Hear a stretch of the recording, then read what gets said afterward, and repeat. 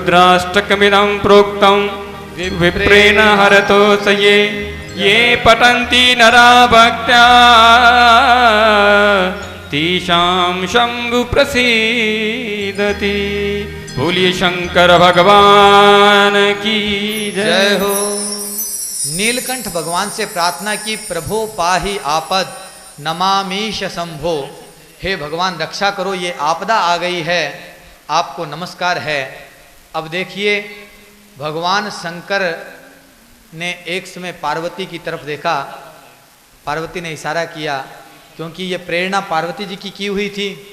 प्रभु ये तो आपका कार्य है। और भगवान ने सद्य ही उस हलाहल को अपनी हथेली में ले लिया और हलाहल को देखते हुए भगवान क्या कहते हैं कि आदि विष्णु की कृपा से संहार का कार्य तो मेरा है और तुम बीच में काहे आ रहे हो भाई। ऐसा कहकर के उस हलाल को हाथ में ले लिया कि संहार का कार्य किसका है, महादेव का, और मेरे कार्य में तुम बीच में कहां आ रहे हो, तुम किसका संहार कर दोगे मेरे रहते हुए। तो ये काल के भी काल महाकाल कहलाने लगे, उस काल रूपी हलाहल के भी काल बन गए, उसको सद्य ही पी गए। और ये विष इतना क्षुद्र हो गया कि भगवान के कंठ को बस नीला किया और भगवान का कुछ नहीं बिगाड़ पाया। और भगवान का एक नाम हो गया नीलकंठ। बोलिए नीलकंठ भगवान की जय हो। जिनके पास राम नाम का अमृत हो उनका यह विष क्या बिगाड़ेगा। तो भगवान महादेव ने इस विष को सद्य ही अपने गले में स्थिर कर लिया और नीलकंठ के नाम से जाने लगे। उसके बाद मंथन से कामधेनु गाय निकली जिसे देवताओं ने ले लिया। उच्चैश्रवा नाम का घोड़ा निकला, अजित भगवान ने इशारा किया, देवताओं ने ले लिया। ऐरावत हाथी निकला, देवताओं ने ले लिया, क्योंकि दैत्यों की दृष्टि तो सोच रहे थे कि हमारे अनुसार क्या निकले। अमृत उस पर थी। कौस्तुभ मणि निकली, देवताओं ने लेकर के भगवान के गले में पहना दी। कल्प वृक्ष निकला, देवताओं ने ग्रहण किया। वारुणी नाम की मदिरा निकली, वारुणी नाम की मदिरा दैत्यों को दे दी गई और इसी मदिरा से वे अहंकार में व्याप्त होकर के रहते हैं। नाना प्रकार की अप्सराएं निकली, देवताओं ने रख ली। और अप्सराओं के बाद में महालक्ष्मी का प्रादुर्भाव हुआ। बोलिए श्री महालक्ष्मी मात की जय। ये पूरी लीला इन महालक्ष्मी के लिए ही हुई है। पंचवें मनवंतर में अजित गर्भ भगवान ने ये समुद्र मंथन अपनी प्रेयसी के लिए ही करवाया था। भगवान श्री विष्णु की प्रेरणा से ही ये हुआ। इस मनवंतर में विकुंठा नाम की स्त्री के गर्भ से भगवान ने जन्म लिया और भगवान का नाम था वैकुंठनाथ। लक्ष्मी नहीं थी, इसीलिए भगवान ने यह समुद्र मंथन कराया और लक्ष्मी ने अपने नाथ को पहचान लिया। वैकुंठनाथ के गले में माला डाल दी। बोलिए श्री वैकुंठनाथ भगवान की जय। वैकुंठ में भगवान महालक्ष्मी के साथ नित्य निवास करते हैं, ये उनका धाम बना, इसी को वैकुंठ धाम कहते हैं। अष्टम स्कंध में इसकी कथा है। अब लक्ष्मी जी के उपरांत धन्वंतरी भगवान समुद्र में से प्रकट हुए। उनके हाथ में एक कलश था, उस कलश को ही दैत्य पाना चाहते थे। छीना झपटी करके उस कलश को लेकर के चले गए। देवता सभी अजित गर्भ भगवान की शरण में आए कि इस अमृत के लिए ही तो यह सब कार्य हुआ है। भगवान ने कहा कि चिंता मत करो, अमृत तुम्हें ही मिलेगा। मोहिनी रूप धारण किया और मोहिनी रूप धारण करके दैत्यों को भ्रम में डाल दिया। कहा कि नीचे का जो गाढ़ा अमृत है ना, वो मैं तुम्हें पिलाऊंगी। और इस प्रकार अमृत पिला दिया देवताओं को। मोहिनी भगवान के वचन के अनुसार देवताओं को उसके बाद में अमृत मिलना चाहिए, लेकिन भगवान ने प्रेरणा की एक राहु नामक दैत्य को। ये राहु दैत्य ने क्या किया ये जाकर के देवताओं के मध्य में बैठ गया। देखिए, मोहिनी अवतार में भ्रम में डाल करके मोहिनी ने ये वादा किया था कि पहले देवताओं को अमृत देकर के फिर तुम्हें दूंगी। ऐसा ही होने वाला था, दैत्यों ने भी मान लिया। तो देवताओं के बाद दैत्यों को अमृत क्यों नहीं मिला? भगवान अजित गर्भ जब देवताओं को अमृत दे रहे थे तब सोचा कि मुझे अपने वचनानुसार दैत्यों को अमृत देना पड़ेगा। तो अपनी माया चलाई और भगवान की माया ऐसी हुई कि राहु के मन में चालाकी आ गई। ये जो अपने अंदर कभी कभी चालाकी आती है ना, ये भगवान की माया आ जाती है और ज़्यादा चतुरता काम की नहीं रहती है। राहु भी जाकर के सूर्य और चंद्रमा के बीच में बैठ गया और भगवान ने वहीं पर सूर्य और चंद्रमा को भी बुद्धि दे दी कि ये जो बीच में आकर के बैठा है ना, ये राहु है। और भगवान जैसे ही सूर्य को अमृत देकर के राहु को अमृत देने लगे कि चंद्रमा ने और सूर्य ने दोनों ने कह दिया कि भगवान ये राक्षस है। भगवान ने वहीं, ये तो भाई आप लोगों ने धोखा कर दिया। राहु के हाथ में किंचित अमृत की बूंदें चली गई थी, उसको उसने तुरंत मुख में रखा जल्दबाजी में, लेकिन उसका पान नहीं कर पाए। उससे पहले ही भगवान ने मोहिनी रूप का त्याग किया और चक्र सुदर्शन धारण कर लिया। चक्र से उसका गर्दन धड़ से अलग कर दिया। सिर अलग, धड़ अलग। सिर राहु के नाम से और धड़ केतु के नाम से उस दिन से जाना जाने लगा। राहु और केतु उस समय भगवान की स्तुति की कि भगवान आपकी माया से मोहित होकर के हमने ये गलती की है। तो उनको नवग्रहों में स्थान दे दिया। नवग्रहों में 7 ग्रहों के साथ में राहु और केतु को भी हम अपनी कुंडली में गिनते हैं। ये भगवान की कृपा हुई। राहु केतु ने भगवान की स्तुति की, लेकिन छल तो हो गया। अब छल के परिणाम स्वरूप भगवान ने तो ये लीला की थी, बोले नहीं नहीं आप लोगों ने छल किया है, अब दूसरे की गलती ज़्यादा बड़ी लगती है। देवताओं ने कहा इन्होंने छल किया है, इनको अमृत नहीं मिलना चाहिए, भगवान न्याय करो। दैत्य कहे आप कैसे होते हो हमें अमृत से वंचित करने वाले। भगवान ने कहा तो फिर लड़ लो, मेरी बात में सुनना। और दोनों लड़ने लग गए।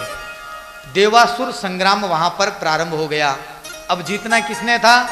अमृत देवताओं ने पी लिया, देवताओं की विजय होनी थी, देवता जीत गए। और इस प्रकार भगवान ने ऐसी लीला की कि दैत्य अमृत के विहीन रह गए। जो जो बीमारी, खांसी, जुखाम ये हमें सताते हैं, ये सिर्फ दैत्य के स्वरूप हैं। इनको अमृत देते थे। सोच लो, कभी हमें खांसी होती है और हमेशा खांसी बनी रहे तो, कभी बुखार हो जाए और बुखार बना रहे तो, हम तो सुधरने वाले नहीं हैं। कोई कितना ही मना कर दे कि बरसात में हम मत भीगना, भीगेंगे, और वो बुखार हमेशा रहे तो।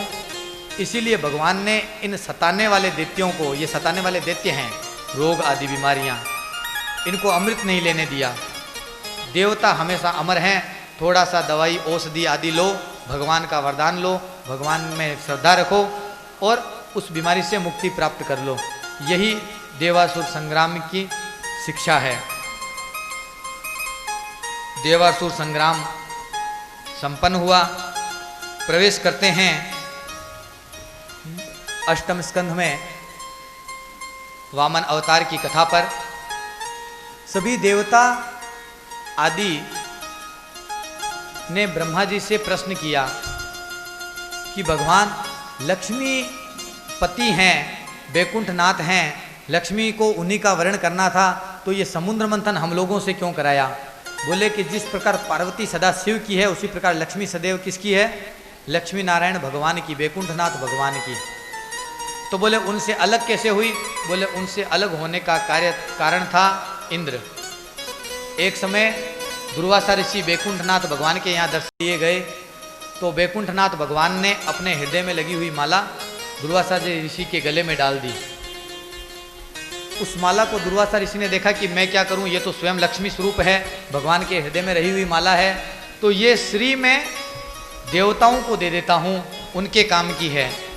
तो ऐरावत हाथी पर बैठा हुआ इंद्र जब सामने से आया तो दुर्वासा ऋषि ने अपने गले से वो माला निकाल करके इंद्र को दे दी कि इंद्र मेरा आशीर्वाद ग्रहण करो। दुर्वासा ऋषि के द्वारा दी गई उस माला को इंद्र ने लिया तो सही, लेकिन हे दृष्टि से देखा, बोला मेरे सामने अब तो खुद पहन के रखी थी और अपनी माला उतार करके मेरे गले में डाल रहे हैं। बस हाथ में रख ली और ऐरावत को पुनः दे दी। ऐरावत के भी अभिमान आ गया। ऐरावत ने उस माला को उठा करके नीचे गिर दिया और पांव से कुचल दिया। दुर्वासा ऋषि ने भगवान के द्वारा दी गई इस माला का अपमान देखा तो शाप दे दिया, इंद्र तुम लक्ष्मी के विहीन हो जाओ। ये जिस लक्ष्मी को तूने कुचला है ये लक्ष्मी चली जाए। श्राप तो इंद्र के कर्मों से मिला, लेकिन लक्ष्मी चली गई बैकुंठ से भी, इसीलिए समुद्र मंथन कराया गया। ऐरावत ने अपने मस्तक पे उसको धारण नहीं किया तो ऐरावत को भी श्राप दिया कि ऐरावत तुमने घमंड किया है, तुम मृत्युलोक में पैदा होगे और उस समय तुम कष्ट को प्राप्त करोगे। ऐरावत ने क्षमा मांगी, इंद्र ने चरण पकड़ लिए, तो भगवान ने पुनः वरदान दिया कि अगले मनवंतर में अमृत मंथन होगा, समुद्र मंथन करके अमृत तुम्हें पुनः मिलेगा। श्री भगवान को हमेशा मिली है, वहाँ से हमेशा आशीर्वाद के रूप में तुम्हें श्री मिलती रहेगी। लक्ष्मी नारायण भगवान का ध्यान रखना। यही समुद्र मंथन की कथा है। परीक्षित ने पूछा कि महाराज ऐरावत हाथी का क्या हुआ? बोले ऐरावत हाथी को कहा कि तुम जब मृत्युलोक में जन्म लोगे तो बचपन में ही शिव के कोप से पार्वती के द्वारा बनाए गए गणेश का मस्तक जब छिन्न होगा, उस समय तुम्हारा मस्तक काट करके ला करके लगा दिया जाएगा और तुम संसार में उस समय भी पूजित होगे। ये वो ऐरावत ही है, वो हाथी का पुत्र बनकर के वहाँ हुआ और शिव भगवान की लीला हुई और उस हाथी के पुत्र का गर्दन पार्वती के पुत्र पर लगाया गया और तभी से गणेश पूजित हुए। बोलिए श्री गणेश भगवान की जय हो। इस प्रकार देवताओं का श्रेय जानने वाले एक समय प्रहलाद के कुल में विरोचन के पुत्र बलि हुए। ये बलि भी बड़े शक्तिशाली थे। इन्होंने अपने गुरु शुक्राचार्य को प्रणाम करके नाना प्रकार की तपस्याएं की और बड़ा बल हासिल किया, प्राप्त किया।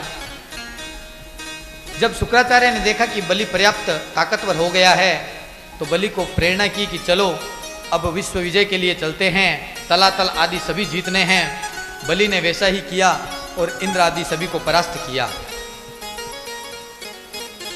बलि ने इस प्रकार वापस स्वर्ग आदि अपने कब्जे में ले लिया, अपने अधिकार में लेकर के अप्सराओं का सुख भोगने लगा। ऐरावत हाथी का, उच्चे श्रवा घोड़ा का, पारिजात वृक्ष का, उन सभी का सुख भोगने लगा।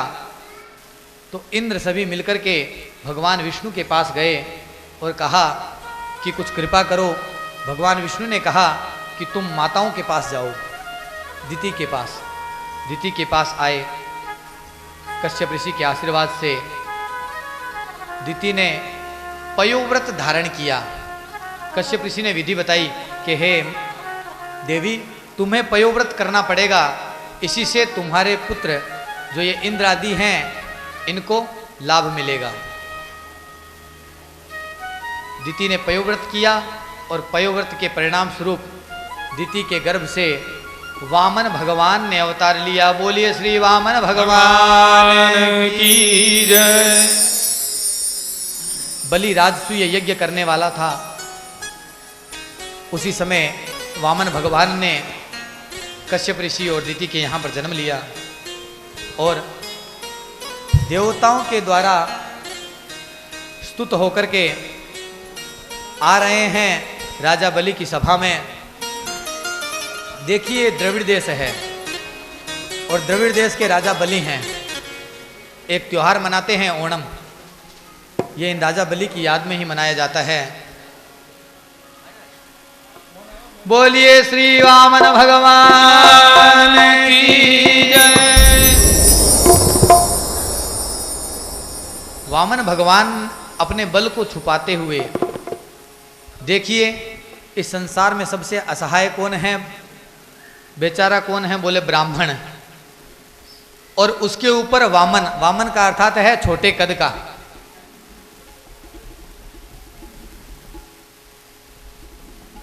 श्री वामन भगवान यहां पर विराजमान हो।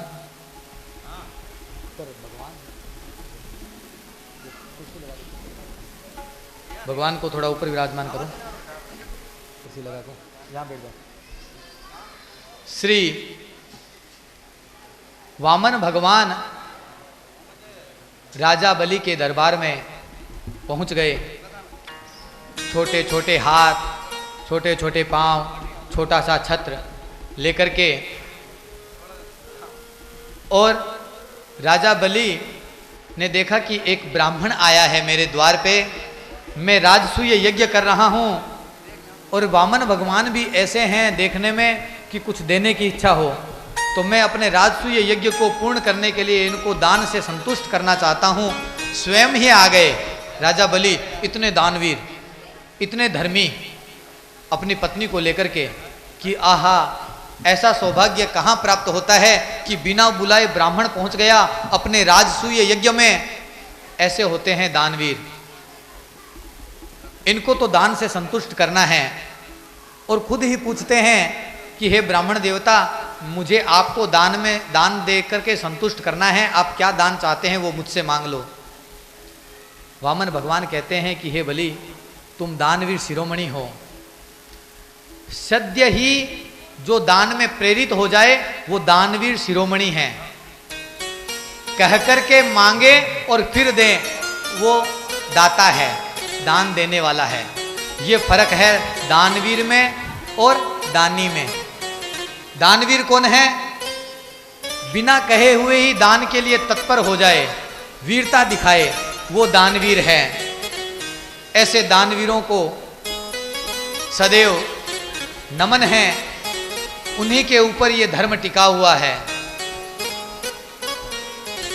सद्य दान में प्रेरित हो जाए वो दानवीर, और कहकर के जो दे वो दान देने वाला दाता, वो दानी है। यह दानवीर और दानी में फर्क है। तो बलि दानवीर हैं और सद्य ही चले गए वामन भगवान के पास कि प्रभु मांग लो जो मांगना है। शुक्राचार्य जी समीप खड़े थे और जानते थे कि ये भगवान विष्णु की लीला है।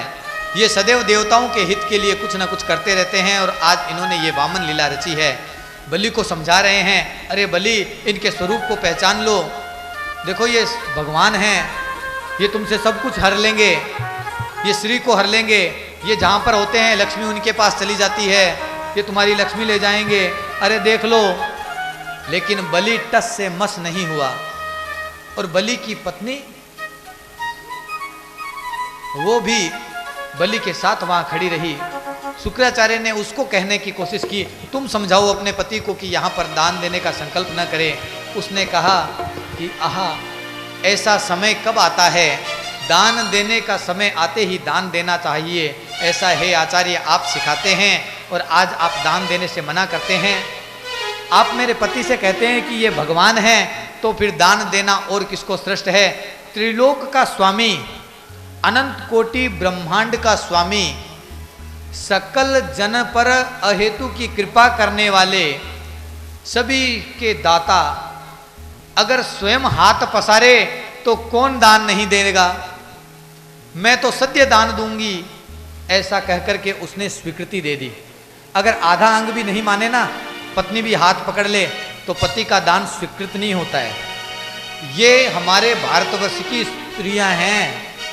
भारतवर्ष की स्त्रियों को देखो, कहीं पर जाते हैं ना तो पहले तैयारी करते हैं, वहां पे जाके ये देना है। पति तो जाकर के पूछता है कुछ लाई है क्या, बोले हाँ सब तैयारी है, पहले तैयारी करती है। ये भारतवर्ष की नारियां हैं, ये दानवीर हैं, तो ये पत्नियां उनसे बढ़कर के है, उनके लिए कोई शब्द नहीं प्राप्त होता है, ये तैयारी करके आती है। मैंने कई जगह देखा है कि दानवीर पहुंच जाते हैं, फिर पूछते हैं अरे, बोले हाँ मैं तैयारी करके आई हूं, निश्चिंत रहो। तो ये भारतवर्ष है, ये भारतवर्ष की नारियां हैं, उनको नमन है, क्योंकि धर्म उनके ऊपर टिका हुआ है। वो जब तक रहेगा ऐसी भागवत कथाएं होती रहेंगी, इस प्रकार ब्राह्मण हौसला करते रहेंगे। ये दान की महिमा है। ये दानवीरों की महिमा है। भगवान ने भी आज अपने मान को घटा करके हाथ फैला दिया ऐसे दानवीरों के आगे। ये वामन भगवान की कथा है। भगवान ने स्वयं समझाया कि बलि देख लो। बलि ने कहा भगवान मांगो, तो कहा ठीक है बलि 3 पग भूमि दो। अब 3 पग भूमि वामन भगवान ने मांगी है, शरीर में कम है, बलि को संतुष्टि नहीं हुई। बलि ने कहा भगवान ये पूरी अखिल भुवन का राज्य है मेरे पास, 7 लोकों का राज मेरी मुट्ठी में है, अरे कुछ तो मेरे सामर्थ्य के अनुसार मांगो, कुछ ज्यादा मांगो भगवान। कहो तो एक पूरा द्वीप दे दूं आपको, 7 महाद्वीप में से, उस पर राज करो, उसके साथ में प्रजा और सब दे देता हूं। वामन भगवान ने कहा नहीं, मुझे तो 3 पग चाहिए। अब बलि वामन भगवान को अधिक मांगने को कह रहा है और वामन भगवान कहते हैं कि नहीं नहीं मुझे 3 पग चाहिए। तो ये दानवीरता है कि मांगने वाला जो है वो कहे कि नहीं नहीं अरे इतना मुझे नहीं चाहिए। ये देखो कैसी दान की लीला है। और बलि कहते हैं मांगो, अरे मेरे को देख करके मांगो, कुछ बड़ा मांगो। भगवान कहते हैं 3 पग दे। शुक्राचार्य ने आकर के समझाया कि 3 पग भी पूरे नहीं दे पाएगा, ये कौन आए हैं पहचान ले, मना कर दे अभी भी। लेकिन बलि ने धर्म के मार्ग में पांव रख दिया। तो ये भी प्रहलाद के पुत्र हैं, टस से मस नहीं हुए, वो हरि हरि करते थे, तो ये भी हरि के भक्त हैं, पीछे नहीं हटूंगा। गुरु जाए जाए, धर्म जाए जाए, भगवान को जो दान की प्रतिज्ञा कर दी ये दान पूरा करूंगा। शुक्राचार्य ने शाप दे दिया कि तेरी स्त्री चली जाए।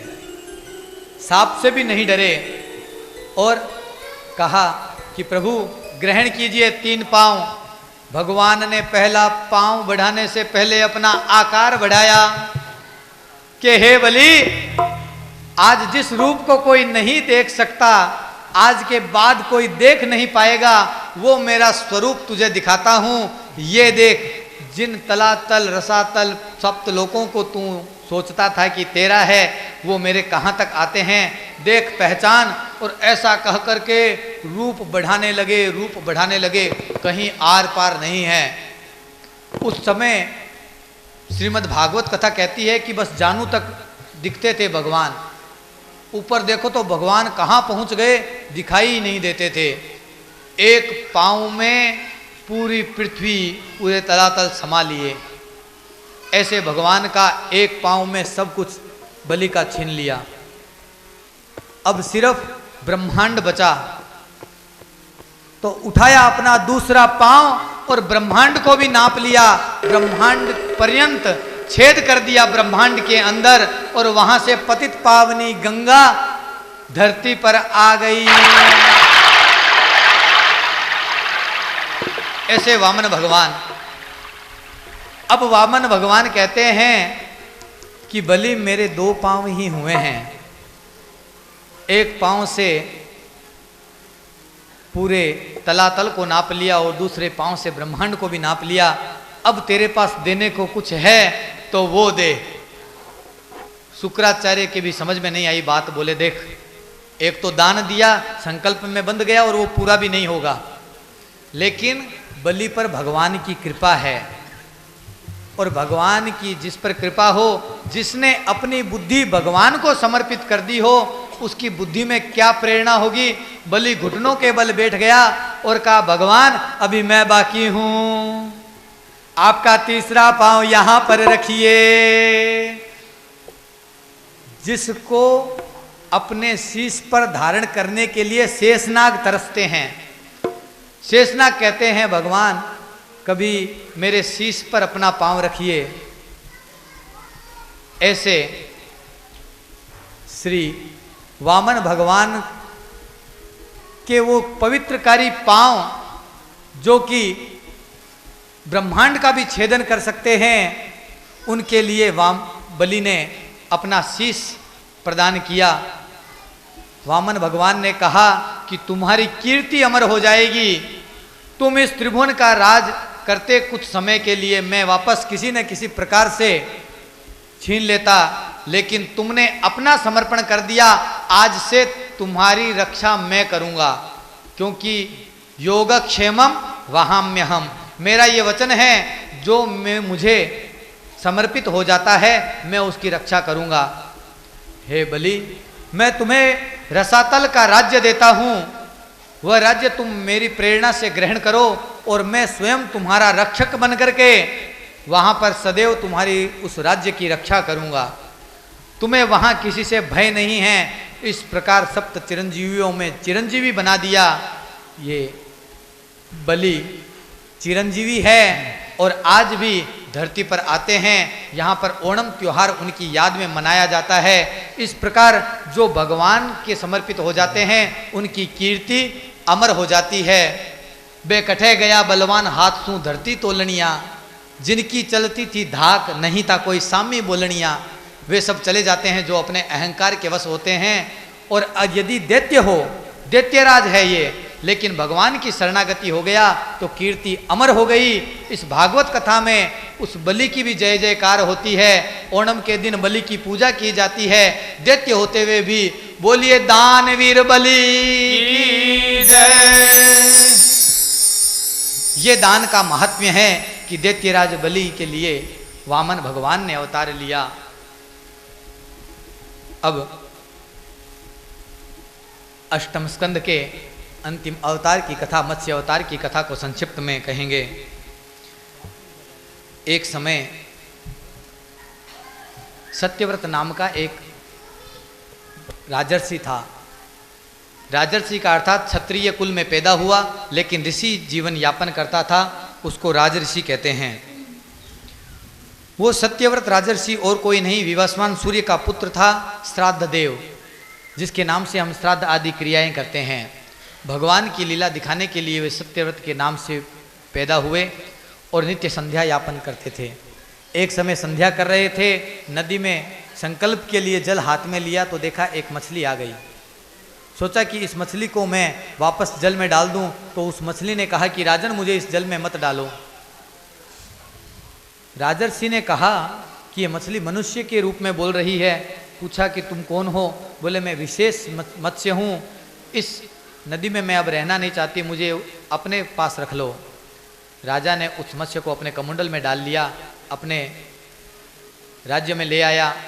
देखा कि कमंडल में उस मत्स्य का आकार कुछ बढ़ गया है, फंस रही है, तो उसको उठा करके एक जल के पात्र में डाल दिया। देखते ही देखते उस मत्स्य का आकार उस जल के पात्र के समीप हो गया, तो जाकर के अपने सरोवर में डाल दिया। वो मत्स्य उस सरोवर के बराबर हो गया तो उसको ले जा करके एक तालाब में डाल दिया। बड़े तालाब के बराबर हो गया तो ले जा करके समुद्र में रखा। समुद्र में जैसे ही विराजमान किया, एक सींग वाले महामत्स्य के रूप में परिणित होकर के उसने कहा कि हे राजर्षि सुनो, तुम्हारी ये जो दया परायणता मैंने देखी है, इस दया परायणता के वशीभूत होकर के मैं तुम्हें वरदान देना चाहता हूँ। तुम अगले मनवंतर में विवस्वान सूर्य के पुत्र होगे और श्राद्ध देव के नाम से प्रचलित होगे।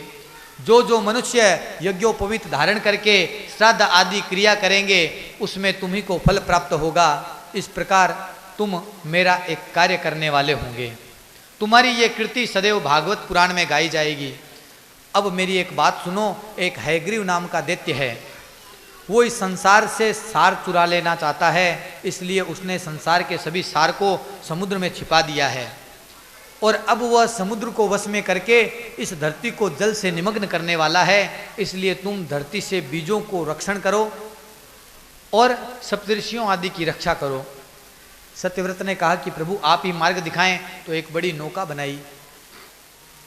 सत्यव्रत ने सप्तऋषियों का आह्वान किया, सप्तऋषि आ गए, सप्तऋषियों को विराजमान किया। सप्तऋषियों की आज्ञा के अनुसार सभी वस्तुओं का बीज रखा उस नौका पर। देखते ही देखते वह समय आ गया जिस समय के लिए उस महामत्स्य ने चेताया था। एक भारी जल प्रलय हुआ और वो काल्पिक प्रलय था। जिस प्रकार एक टी सुनामी आया, उसी प्रकार का एक क्षुद्र प्रलय। उस प्रलय में सभी बीज नष्ट होने वाले थे। उस समय भगवान ने मत्स्य अवतार के रूप में सप्तऋषियों के द्वारा सत्यव्रत को चेताया। बड़ी नौका बनी, सभी प्रकार के बीजों की रक्षा हुई। बड़े जल की लहर आई और ये नौका उस जल के ऊपर तैरने लगी।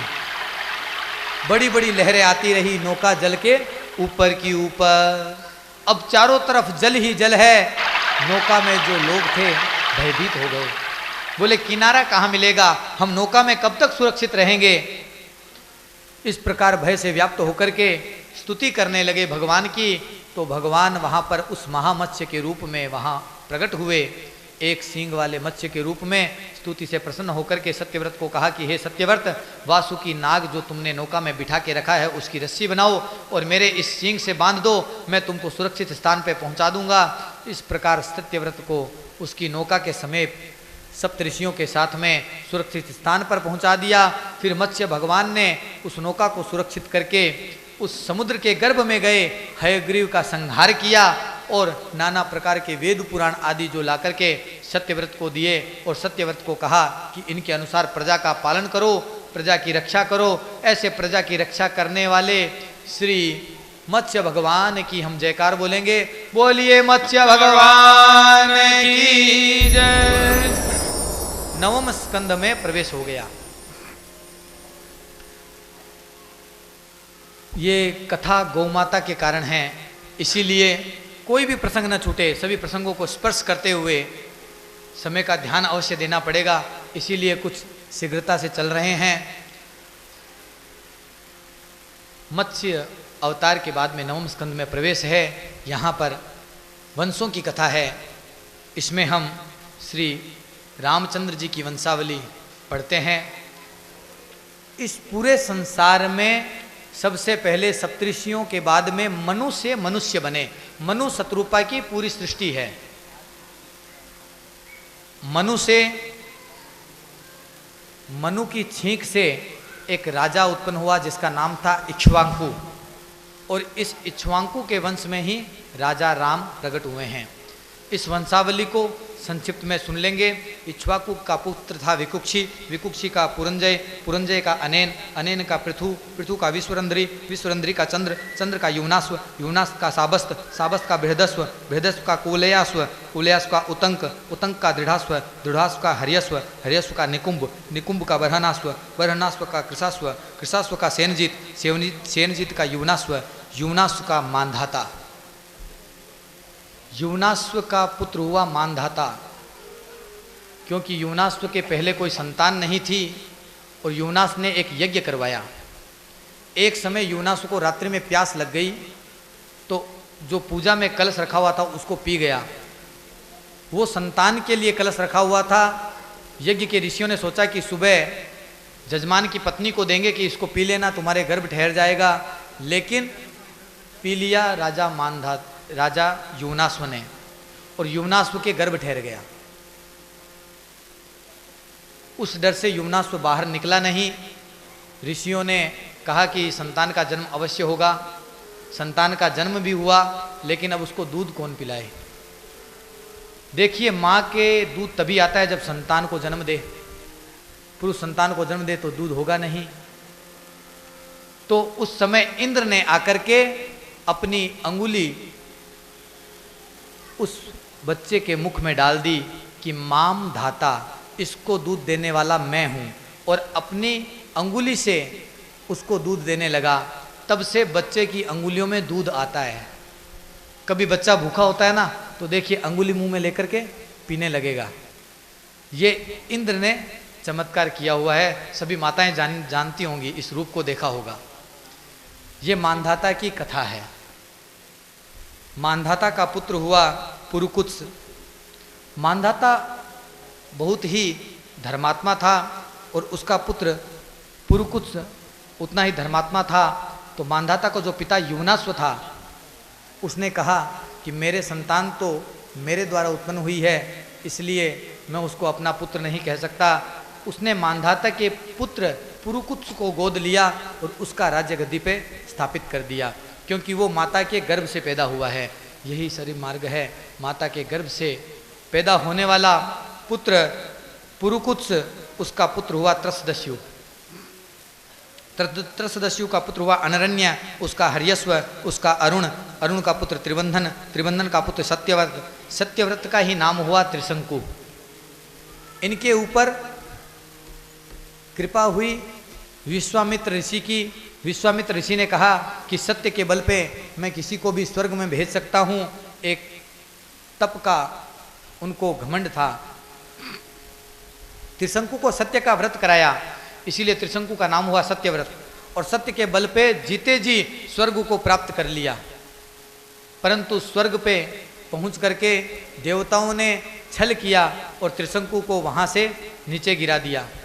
त्रिशंकु जब स्वर्ग से नीचे गिरने लगा तो उसने विश्वामित्र गुरु को याद किया, तो विश्वामित्र गुरु ने उसको मार्ग में ही रोक दिया। वह त्रिशंकु के स्वर्ग से अभी जाना जाता है। और विश्वामित्र ने कहा कि त्रिशंकु तुम भय मत करो, मैं वहीं पर तुम्हारी सृष्टि बना दूंगा।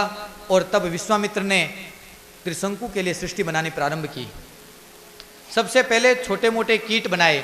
एक लाल रंग का कीड़ा होता है जो बरसात में कभी कभी आकाश से गिरता है और कुछ समय बाद लुप्त हो जाता है।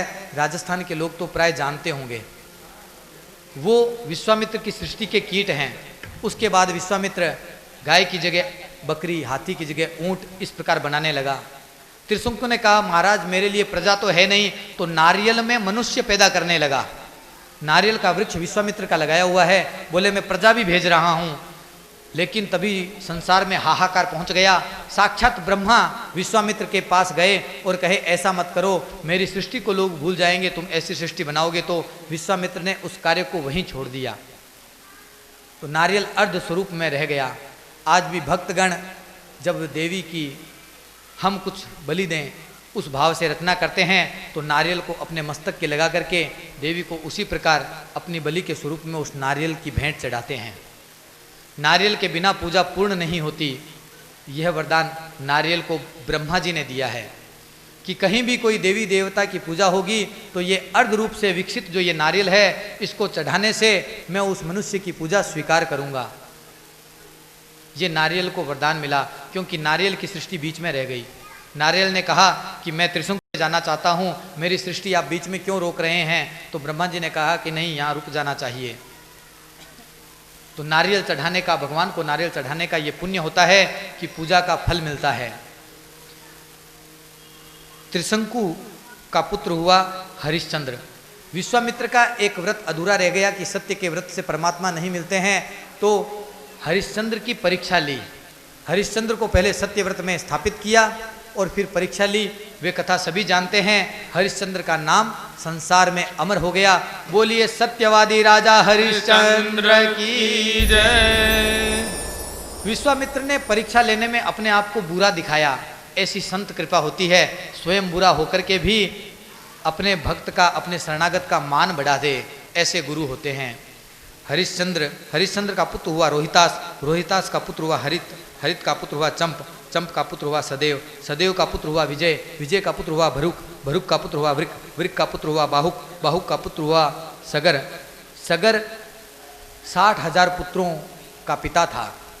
जहर के साथ पैदा होने से इसका नाम हुआ सगर। अश्वमेघ यज्ञ किया, अश्व चला गया कपिल मुनि के आश्रम में। 60,000 पुत्रों को भेज दिया कि जाकर के देखो अपने अश्व को किसने पकड़ लिया। क्रोधित हुए पुत्र वहाँ पर गए, जाकर के देखा कि अश्व कपिल मुनि के आश्रम में बैठा हुआ, खड़ा हुआ है। आव देखा न ताव, कपिल मुनि को भला बुरा कहने लगे कि ऐसे तो ऋषि बनते हो और अश्वमेध यज्ञ का घोड़ा पकड़ लिया, जबकि कपिल मुनि ने उस घोड़े को नहीं पकड़ा था। घोड़ा वहाँ जाकर के खड़ा हो गया था। कपिल मुनि की अधिक प्रताड़ना करने से कपिल मुनि ने जैसे ही क्रोध की नेत्रों से उनकी तरफ देखा, 60,000 पुत्र जल करके भस्म हो गए। सगर के पुत्र वापस लौटे नहीं। सगर ने सोचा कि मेरे पुत्र मेरे पास क्यों नहीं आ रहे, तो सगर ने उन पुत्रों को ढूंढाया, लेकिन कहीं हो तो मिले। सगर के पुत्र सगर को नहीं मिले। सगर ने दूसरा विवाह किया केसनी से, उससे पुत्र हुआ असमंजस। असमंजस सदैव पागलों की तरह व्यवहार करता था। अपने राज्य में छोटे छोटे बच्चों को लेकर के कुएं में डाल देता था। ऐसा अरिष्ट देखते हुए राजा सगर ने उस पुत्र को देश निकाला दे दिया। असमंजस इस बात को जानकर के बड़ा खुश हुआ और जिन पुत्रों को, जिन बच्चों को उसने कुएं में डाला था, उन बच्चों को लाकर के अपने पिता को दिया कि लीजिए पिताजी, ये वो बच्चे हैं, अब मैं जाता हूँ। तो पिता ने रोका, अरे असमंजस, तुमने तो इन पुत्रों को, इन बच्चों को कुएं में डाल दिया था, इनकी माताएं इनके लिए रोती थी, इनको तुम जीवित करके क्यों ले आए? तब असमंजस ने कहा कि ये हरि की लीला है, मैं इस जंजाल में नहीं पढ़ना चाहता था, इसीलिए मैं केवल हरि के भजन में पढ़ना चाहता हूँ, इसीलिए मैं ऐसी लीला करता था, अब मुझे जाने दो। तब सगर ने कहा कि असमंजस, मेरा एक काम कर दो। कि क्या? कि मेरे पुत्रों का पता नहीं चला, 60,000 पुत्र कहाँ गए, उनका पता लगा के बता दो। तो बोले वह कार्य मेरा पुत्र अंशुमान करेगा। इस प्रकार अंशुमान को वह कार्य देकर के असमंजस तपस्या करने के लिए चले गए। अंशुमान ने पुत्रों को ढूंढ निकाला, पहुंचे, घोड़ा खड़ा था, कपिल मुनि के आश्रम में जाकर के बात को समझ गया, कपिल मुनि की स्तुति की। कपिल मुनि ने वरदान दिया कि तुम्हारे इन 60 पुत्रों को मोक्ष मिलेगा, लेकिन तुमको कार्य करना पड़ेगा। बोले क्या कार्य करना पड़ेगा? बोले गंगा जी को धरती पे लाना पड़ेगा। अंशुमान ने कहा मैं प्रयत्न करूंगा। आकर के सगर राजा को पूरी बात बताई और तपस्या करने के लिए चला गया। अंशुमान ने तपस्या की, उसका पुत्र हुआ दिलीप, दिलीप ने भी तपस्या की, परंतु कोई परिणाम नहीं, और उनका पुत्र हुआ भगीरथ। भगीरथ ने तपस्या की, तपस्या के फलस्वरूप गंगा जी प्रसन्न हो गई। 3 पीढ़ियों ने तपस्या की है, अंशुमान ने और दिलीप ने और भगीरथ ने, तब जाकर के गंगा जी प्रसन्न हुई। लेकिन गंगा जी ने कहा कि पुत्र अंशुमान, पुत्र भगीरथ, यहाँ पर एक प्रश्न है। बोले क्या? देखो मेरा वेग बड़ा तेज है, मेरा वेग कोई झेल नहीं सकता, मैं ऊपर से आऊंगी तो पृथ्वी रसातल में चली जाएगी। इस प्रकार तुम मेरा वेग झेलने के लिए किसी को तैयार करो। अब कभी कोई काम अटके तो किसकी शरण में जाएगा आदमी? महादेव की शरण में। और यही भगीरथ ने कहा, महादेव की शरण में गए, स्तुतियों के द्वारा भगवान शिव को प्रसन्न किया कि हे महादेव, आपके द्वारा इस संसार के सभी कार्य अटक जाते हैं, आप मेरा यह कार्य करो। भगवान शिव ने कहा क्यों? तब बताया कि गंगा जी को सिर पे धारण करना है, मेरे 60,000 पुत्रों का मोक्ष करना है।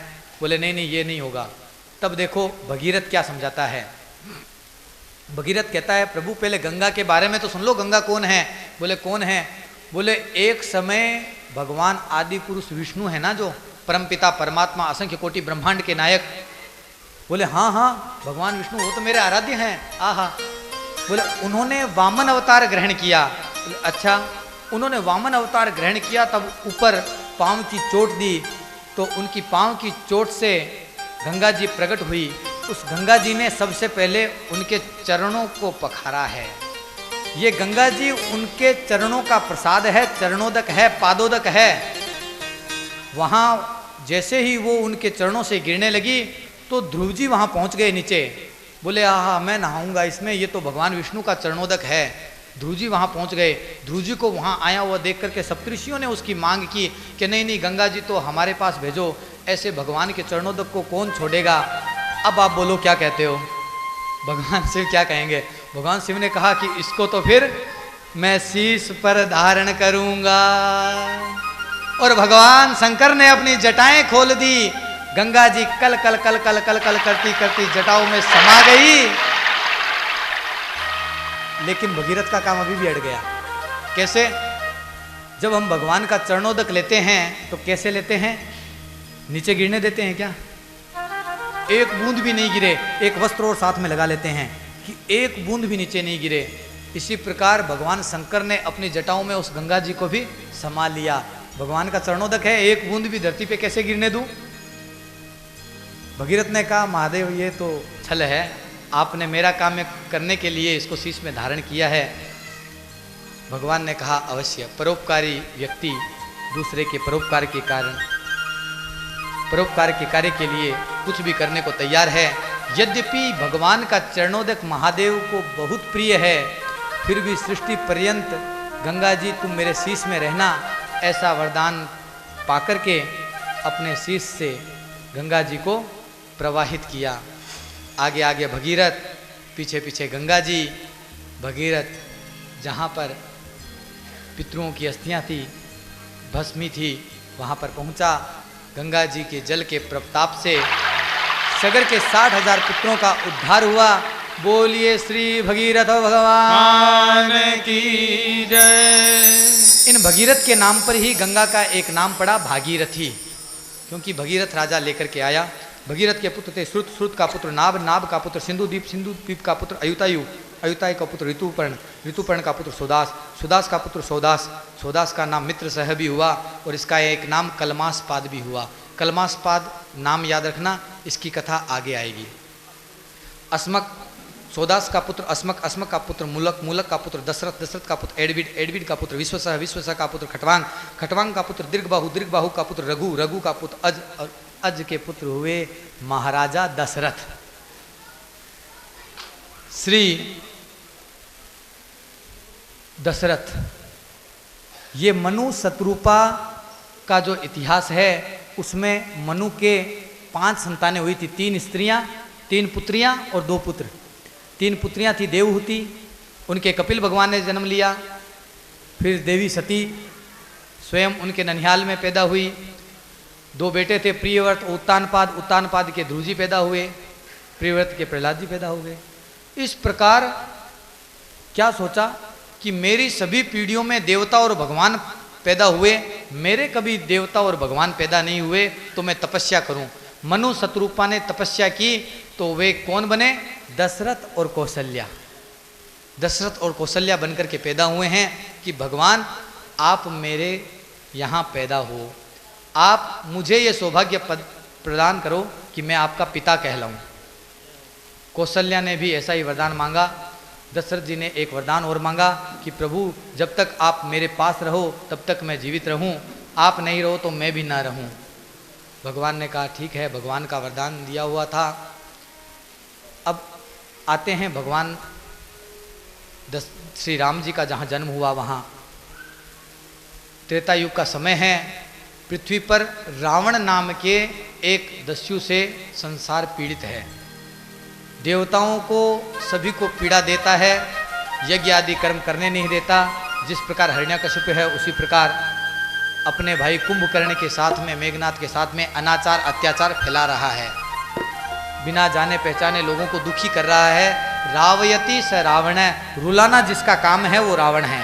ये देख लेना, रुलाना जिसका काम है वह रावण है, रुलाने का काम करता था।